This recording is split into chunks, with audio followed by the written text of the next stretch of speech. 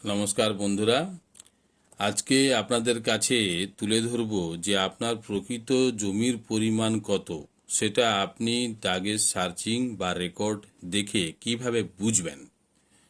ধরুন আপনার রেকর্ডে হোক দাগের সার্চিংয়ে হোক, এটা তো একটা দাগের সার্চিং। এই দাগের সার্চিংয়ে আপনি মোট জায়গার পরিমাণটা ওই দাগে কত আছে উপরে লেখা থাকে দেখতে পাবেন। আর আপনার যেটা আছে, আপনার নিচে কতটা নিজে আছে সেটাও আপনি দেখতে পাবেন উইথ শেয়ার। এটা হচ্ছে অংশ অংশ এবং এখানে আছে অংশ পরিমাণ একরে। তো এখানে লেখা আছে ধরুন ইনার ১,৫০০ শেয়ার এবং ৩ ডিসিমল। তো আপনার কি এক্স্যাক্টলি ৩ না তার কম বেশি? এখানে একরের ঘরে সবসময় রাউন্ড ফিগারে থাকে, কিন্তু আপনার প্রকৃত জায়গার পরিমাণ কত সেটা বুঝতে হলে আপনাকে একটা ছোট্ট অঙ্ক করে নিতে হবে। আপনাকে বলে দিই, ধরুন আপনার মোট জায়গার পরিমাণ কত। আপনার যদি ১,৫০০ শেয়ার হয়, আপনি ধরুন উপরে একটা, এখানে লেখা আছে ৩, তাহলে আপনার ৩ বা তার কম বেশি সেটা বুঝবেন কি করে? ধরুন আপনার ১,৫০০ শেয়ার, তাহলে তাহলে মোট জায়গার পরিমাণ হচ্ছে এটা। তাহলে মোট জায়গার পরিমাণ গুণিত আপনার শেয়ার বাই ১০,০০০ সবসময় থাকবে। কেন ১০,০০০টা আপনার একদম কনস্ট্যান্ট, কারণ প্রত্যেক দাগের মোট শেয়ারকে ১০,০০০ ধরা হয়।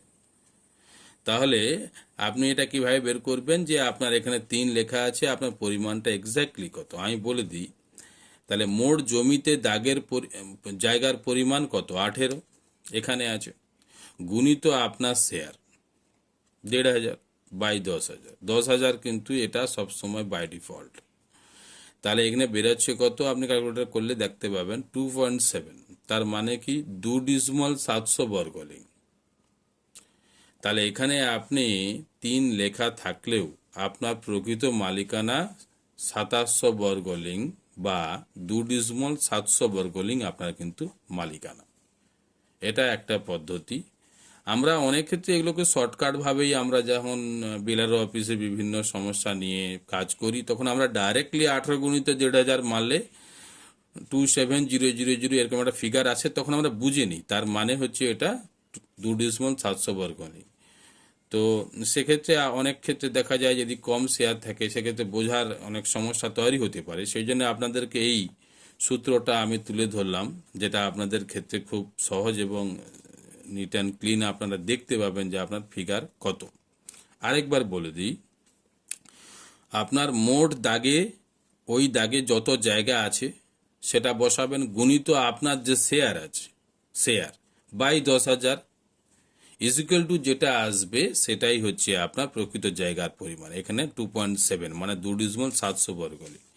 আরেকটা আমি দেখাই, এখানে একটা আছে দেখতে পাচ্ছেন, এখানে ০০ আছে, অংশ পরিমাণ বা একরের ঘরে ০০ আছে, আর এখানে আছে ৩৩৩। তাহলে ০০ মানে কি আপনার জায়গা নেই? তা নয়, আপনার জায়গা আছে, সেটা কত পরিমাণ আপনাকে বের করতে হবে। আমি একই পদ্ধতিতে নিচে একটা দেখালাম যে আপনার যদি ৩৩৩ হয় তাহলে মোট জায়গার পরিমাণ কত? ১৮। তাহলে ১৮ গুণিত ৩৩৩ বাই ১০,০০০। ১০,০০০ সবসময় কনস্ট্যান্ট নিচে থাকবে। মোট জায়গার পরিমাণ গুণিত আপনার শেয়ার ইজ ইকুয়াল টু 0.5994। তার মানে কত? তার মানে ওখানে জায়গা আছে যে ৫৯৯ বর্গলিং, মানে ৬০০ বর্গলিংকে একটু কম। তার মানে কত? হাফ ডিসিমলকে একটু বেশি। আর আপনারা যারা সাধারণত সবাই জানে প্রায় যে ৫০০ বর্গলিং মানে কত? হাফ ডিসিমল, এবং ৫৯৯ মানে কত? হাফ ডিসিমলের একটু বেশি। তো ৫৯৯ বর্গলিং আপনার ০০ থাকলেও আপনাকে ভেবে নিতে হবে আপনার মালিকানা ওই জায়গার উপরে ৫৯৯ বর্গলিং।